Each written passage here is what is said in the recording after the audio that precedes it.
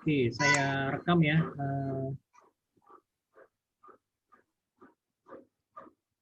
Oke, lanjut. Kalau ya, untuk yang tadi yang strategic plan, jadi selanjutnya adalah kita berusaha untuk mengurangi kemungkinan deviasi dan kejutan yang tidak menyenangkan. Jadi pasti hal seperti kayak sekarang soal COVID pandemic itu merupakan hal yang sifatnya deviasi. Jadi deviasi itu tuh penyimpangan gitu loh. Penyimpangan dari rencana. Kita rencananya apa, kemudian terjadi dalam kondisi real seperti sekarang ini gitu loh.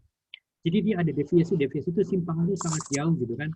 Yang tadi kita berasumsi bahwa misalnya pertumbuhan ekonomi tahun 2020 itu mungkin sekian persen, 6,5%, kemudian daya beli masyarakat itu meningkat gitu kan dengan pendapatannya mungkin sekian persen, ya misalnya pendapatan masyarakat Indonesia itu mungkin sekian ribu dolar, tetapi sayangnya semua asumsi itu berubah gitu kan. Karena apa? Karena adanya COVID-19 pandemic seperti sekarang ini dan daya beli masyarakat menurun drastis, ya kan? Dan juga masyarakat nggak bisa kemana-mana gitu. Maksudnya kalaupun jika harus keluar rumah ya untuk tujuan yang sifatnya yang urgent aja gitu loh. Nah itu kadang itu seperti ini adalah itu deviasi gitu dan juga kejutan yang sangat tidak menyenangkan. Oke, yang itu memperbesar kemungkinan untuk membuat keputusan yang tahan menghadapi ujian waktu. Gampangnya gini, misalkan kalau kalian melihat mungkin ya, contoh salah satu restoran pizza yang terbesar di Indonesia itu mereka sampai harus apa? Ngasong, jadi maksudnya jualan di pinggir jalan. Karena apa? Karena ya mereka mencoba supaya apa? Supaya usahanya itu tetap berjalan, berjalan. Jadi tetap mereka masih bisa berjualan dan mereka masih bisa mendapatkan revenue gitu loh. Supaya apa nantinya targetnya itu masih targetnya bisa tercapai di akhir tahun gitu. Jadi kan kalau misalnya kayak kita jualan di pinggir jalan itu kan ya tidak, maksudnya bisa dibilang keputusan yang tahan dalam menghadapi ujian waktu. Karena apa? Karena kan kita mereka langsung datang bertemu dengan konsumen gitu loh. Mereka datang bertemu konsumen, mereka menawarkan produknya jadi bayar 100.000, mereka bisa langsung kan konsumen langsung dapat barangnya, pizzanya, dan langsung jalan lagi gitu, nggak perlu harus datang mampir ke restoran kemudian memesan menunggu dan baru bisa mendapatkan produknya gitu. Lalu yang terakhir, membantu manajer mengenal peluang yang mengandung risiko dan peluang yang aman dan jika memilih di antara peluang yang ada. Kira-kira jadi ini yang bisa dibilang dengan namanya calculated risk. Jadi ada risiko pasti ada, cuma risiko ini sudah bisa dihitung sebelumnya. Jadi kalaupun misalnya terjadi hal-hal yang tidak diinginkan, itu hal tersebut bisa diantisipasi gitu loh. Gitu. Oke. Nah, seperti ini ada yang ditanya nggak teman-teman? Ada yang mau ditanyakan guys? Any questions? Kita aja ya. Oke, next. Kelemahan rencana strategis. Jadi ya karena ini perusahaan besar, jadi itu pasti ada yang namanya birokrasi kan. Birokrasi jadi ya kalau perusahaan-perusahaan besar, kalau misalnya gini kayak misalnya Unilever. Mungkin di antara teman-teman yang pasti tahu Unilever kan, dengan produk-produknya apa-apa saja kan. Kalau kalian membeli barang produk-produk ke Unilever itu kan kalian datangnya kemana? Datangnya misalkan ke Indomaret, ke Alfamart gitu kan, atau ke warung sebelah rumah gitu ya, atau mungkin ke mungkin ya warung pinggir jalan gitu kan, misalnya beli odol atau mungkin beli kecap gitu kan. Apalagi produk-produk misalnya beli es krim Walls gitu kan, produknya Unilever. Nah, tetapi apakah Unilever bisa langsung bertemu dengan pelanggan mereka? Kira-kira gimana? Pernah nggak, bisa nggak mereka tuh bertemu langsung dengan para pelanggannya?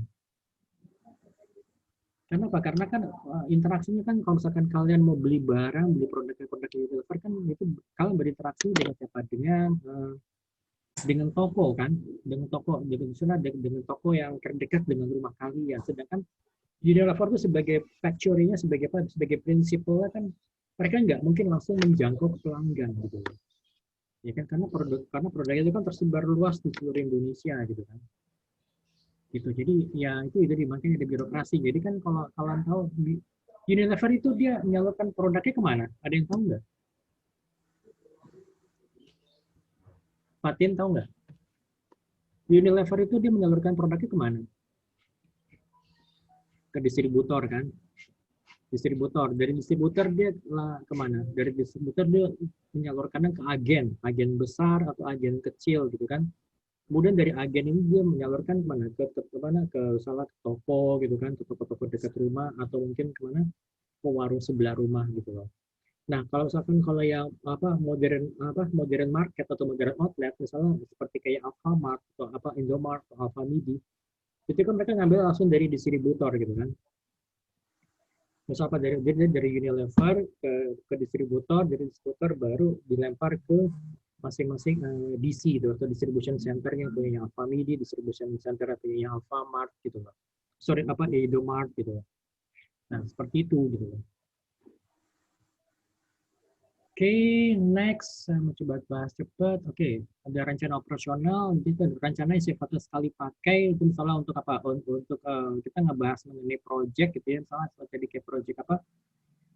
Kita misalnya untuk project yang pembangunan pabrik gitu, pembangunan pabrik perusahaan karena ekspansi, jadi menambah produk lainnya, jadi mereka harus bangun pabrik.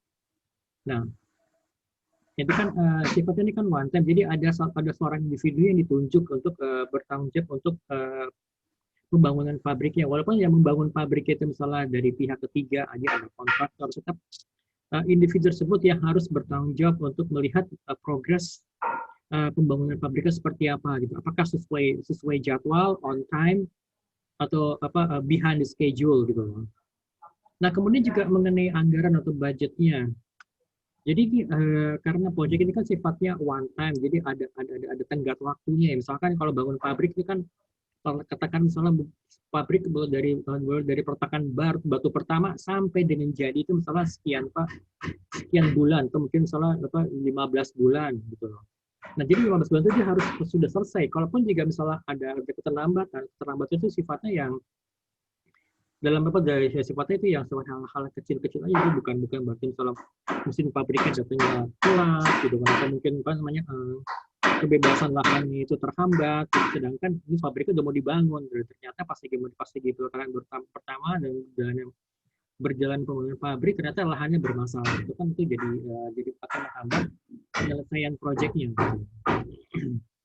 Oke, kemudian next rencana tetap. Jadi ini ada yang sifatnya policy, jadi pedoman umum dalam pengambilan keputusan itu tetap. Jadi kemudian juga ada standar operating procedure. Jadi ini adanya serangkaian petunjuk atau serangkaian guidance yang sifatnya detail untuk melaksanakan tindakan-tindakan yang sering terjadi sebagai implementasi kebijakan. Untuk ini juga ada di rules, gitu kan ya. Misalnya peraturan perusahaan. Jadi ada sifatnya yang harus dilakukan, ada sifatnya kewajiban, gitu kan. Misalnya diatur mengenai jam kerja dari hari Senin sampai Jumat, kemudian dari jam 8 pagi sampai jam 5 sore, bahwa ada kerja lembur dibayar itu lembur antara lembur hari biasa, hari-hari biasa, dan lembur di hari Senin sampai Jumat itu akan berbeda dengan lembur yang di hari Sabtu. Ketika pasti akan berbeda lagi lembur pada saat tanggal-tanggal merah gitu. Itu pasti ada perbedaan-perbedaan gitu kan.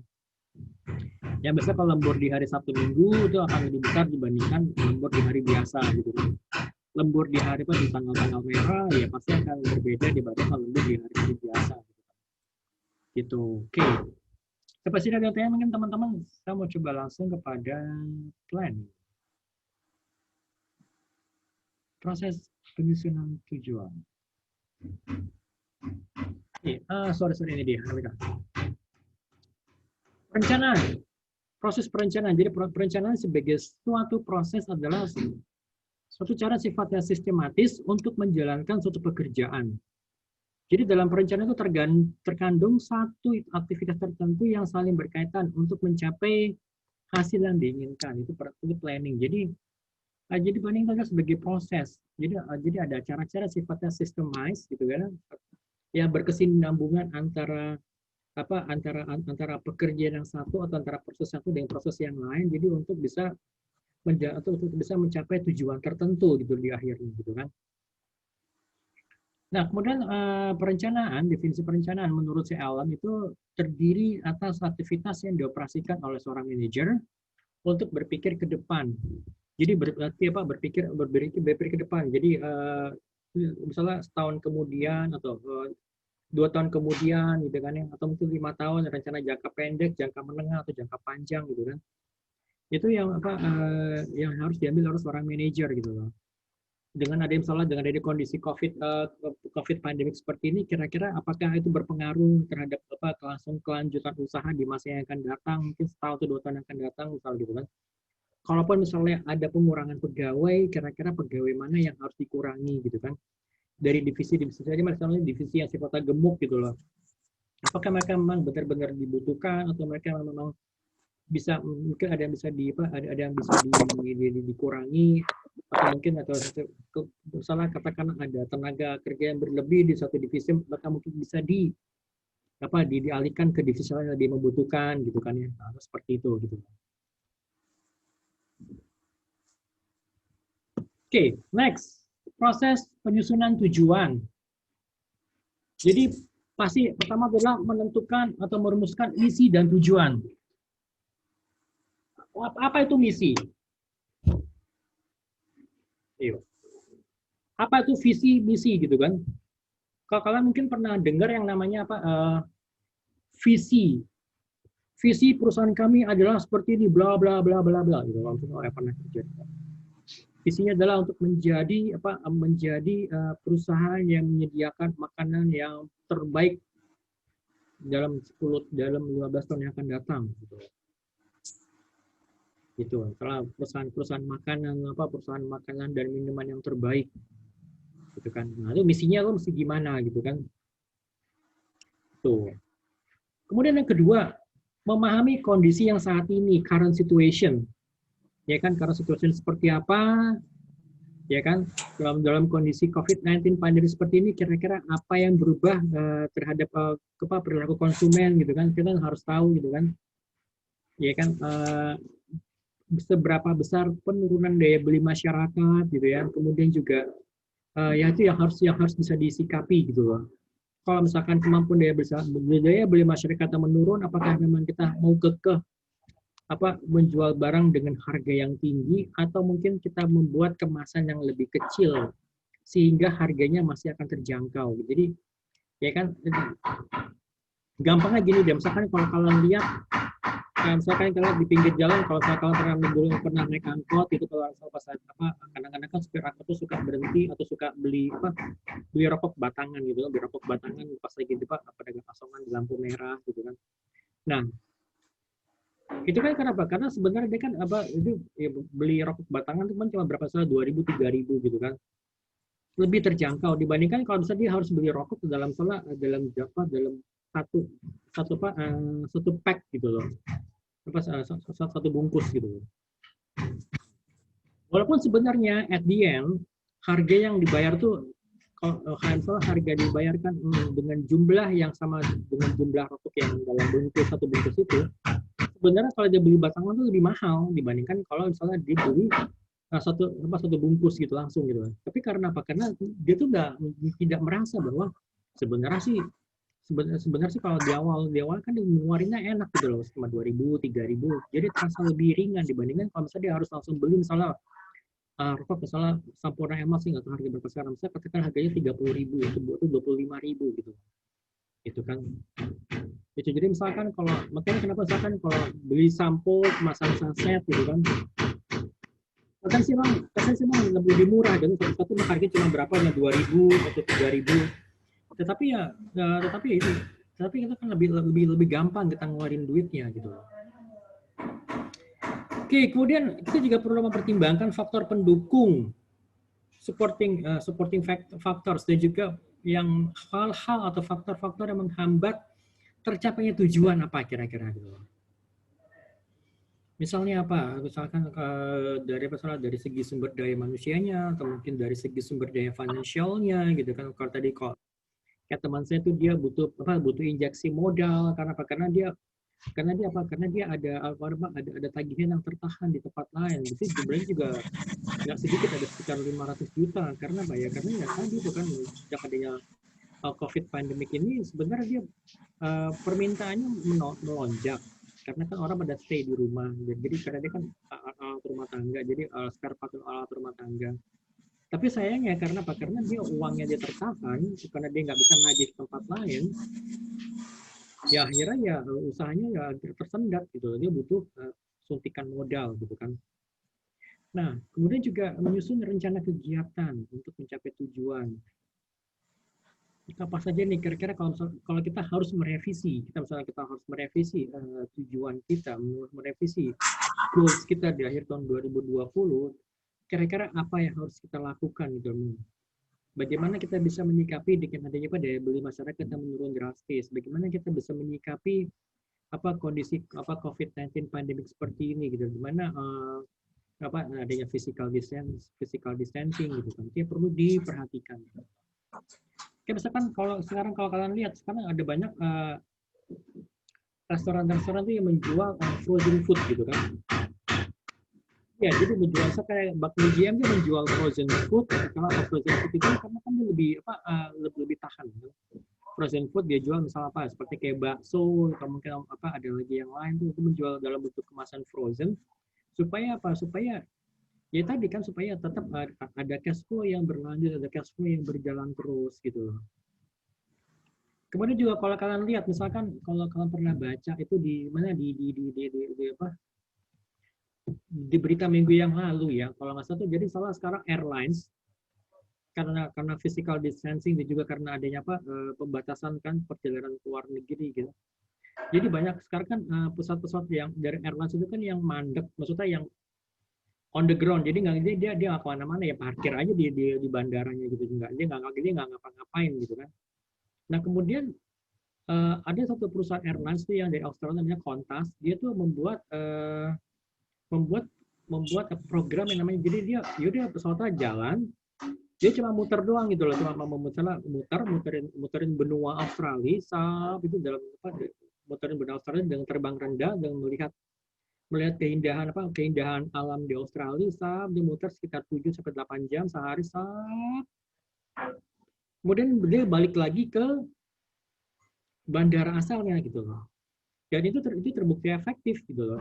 Terbukti efektif dalam artian apa ya? Yaitu ternyata peminatnya banyak gitu loh. Apalagi misalnya mereka yang mungkin biasanya berlibur ke Bali terus atau berlibur ke ke Sumatera, ke Danau Toba, karena negara mereka melarang warga negara untuk bepergian ke luar negeri, apalagi terutama ke Indonesia kan, itu sekarang lagi sedang di sini istilahnya dikucilkan oleh 59 negara di dunia kan, karena jumlah kenaikan penderita virusnya itu kan, penderita COVID-nya itu kan nggak bisa diredam gitu lajunya.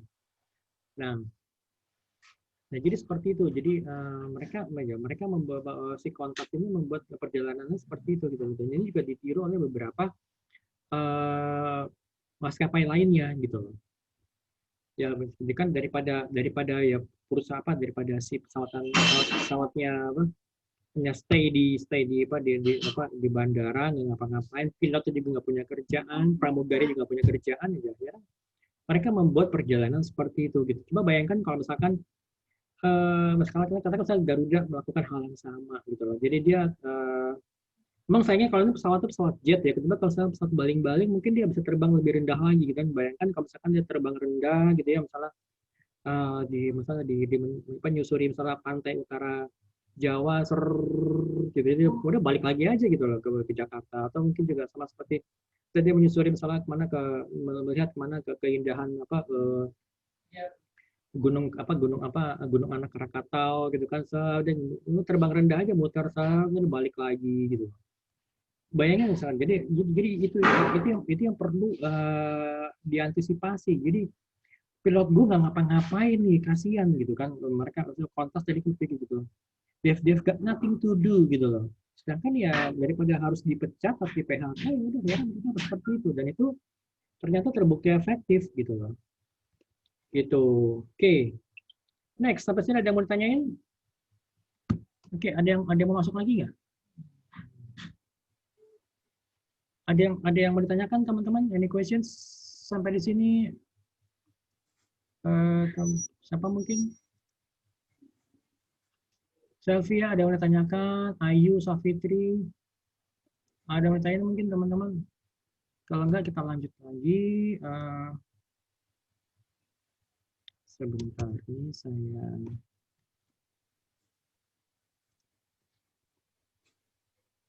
Oke, next.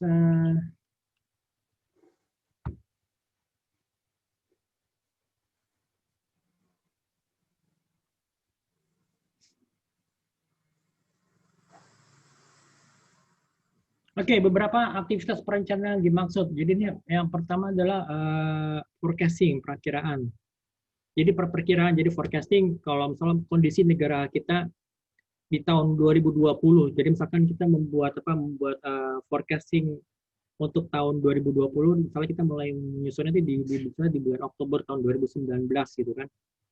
Kita udah membuat forecastingnya, jadi pertumbuhan ekonomi Indonesia tahun 2019 berapa, pertumbuhan ekonomi Indonesia di tahun 2020 kira-kira berapa persen, kemudian juga melihat misalnya daya beli masyarakat seperti apa gitu kan, dilihat dari misalnya apa dari GDP-nya gitu kan, gross domestic product-nya misalnya berapa ribu dolar, itu yang dilihat. Kemudian juga kita melihat penetapan tujuan. Oke, setelah kita membuat forecasting, kita akan menetapkan tujuan.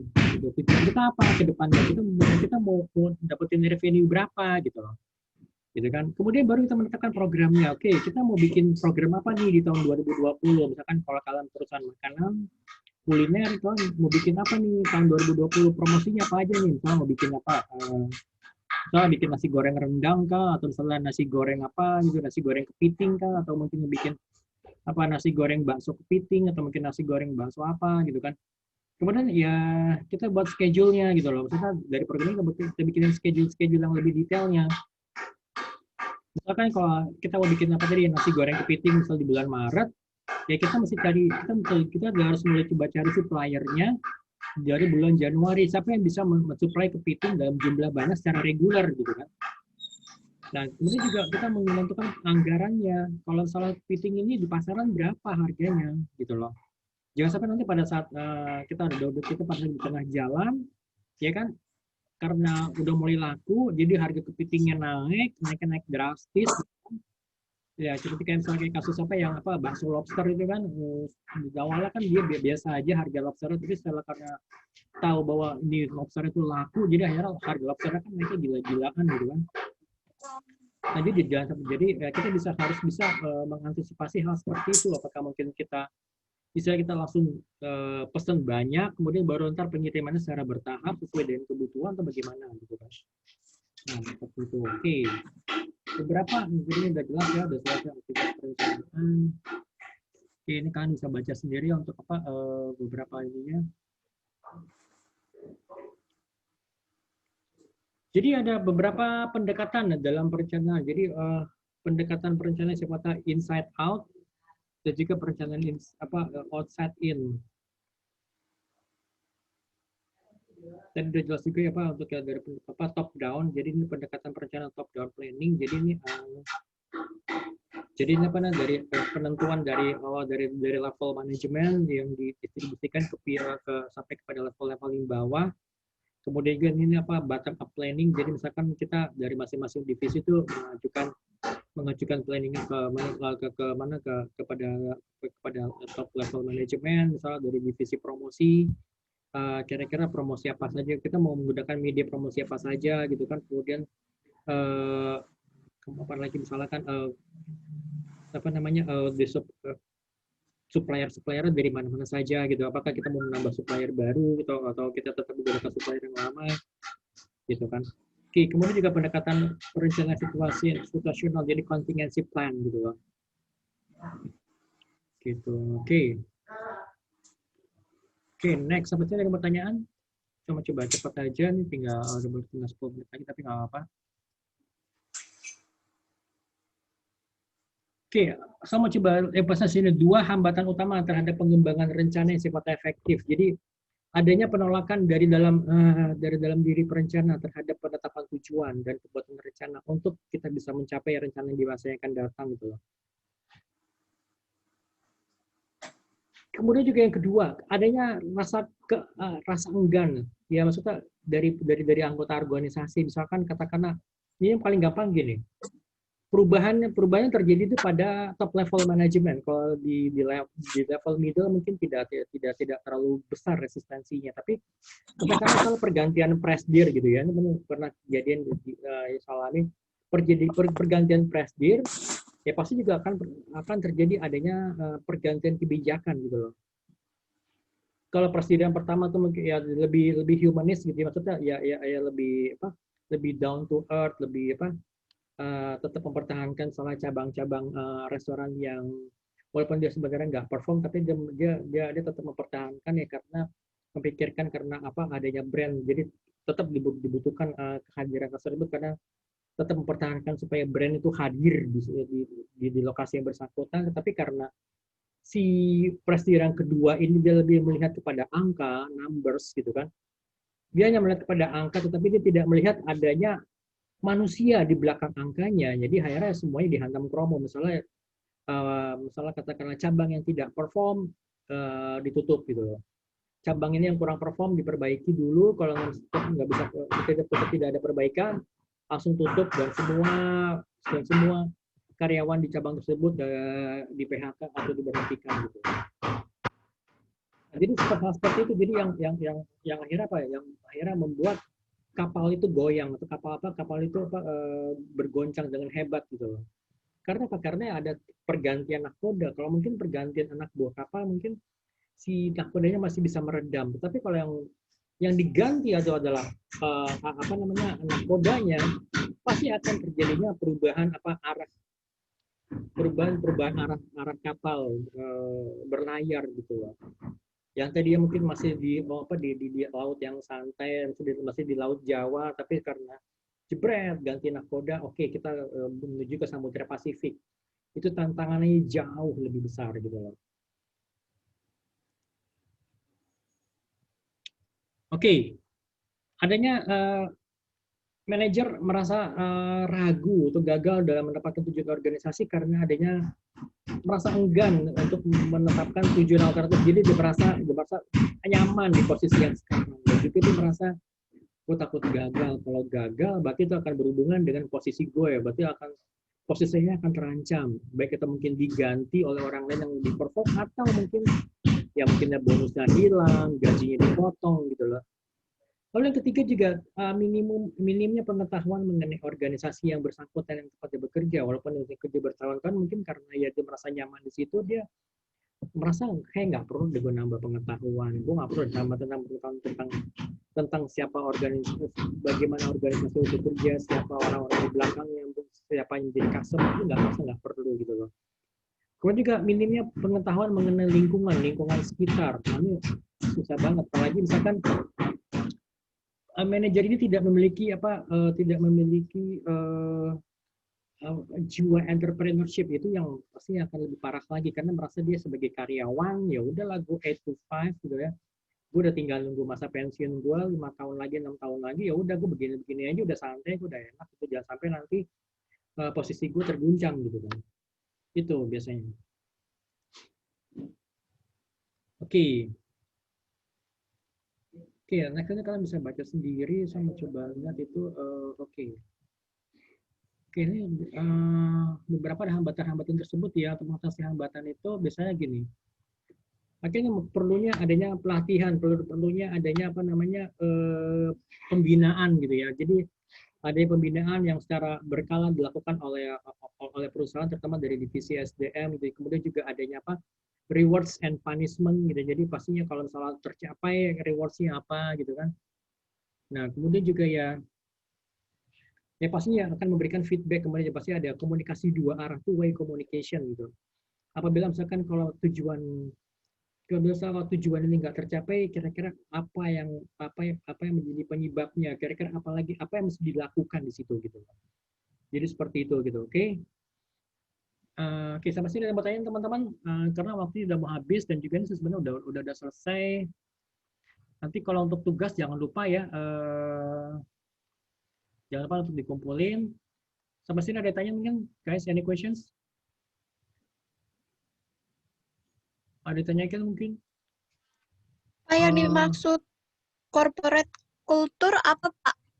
Corporate culture, budaya perusahaan Indonesia dengan budaya perusahaan Jepang itu pasti berbeda budaya.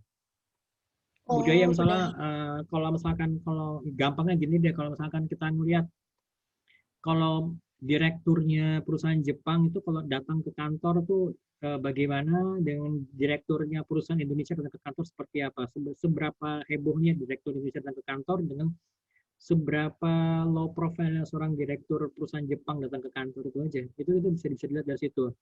Gampangnya gini, kalau misalkan, ini tinggal 1 menit lagi ya. Mau masuk sesi 3 atau gimana nih? Gampang gini deh, kalau misalkan kalau ada pernah seorang direktur di perusahaan Jepang, dia tuh kalau makan itu bareng sama karyawan yang hanya di kantin. Dia nggak dia tidak berjarak gitu, santai aja. Ya yakin salah ya, karena apa? Karena ke sana semua pakai seragam. Jadi udah Pak, santai aja makan, selesai makan dia balik lagi ke ruang kerjanya gitu loh. Ya nothing apa ya, ya maksudnya ya nothing special gitu loh. Dia tidak mau dianggap seperti orang yang kayak raja gitu ya. Gitu, itu aja sih. Oke, kalau dapat intinya japri aja ke saya, nanti saya kasih tahu. Oke, sampai ketemu lagi minggu depan ya teman-teman ya. Nanti tolong saya di japri kalau minggu depan saya sebaiknya pakai kostum seperti apa ya.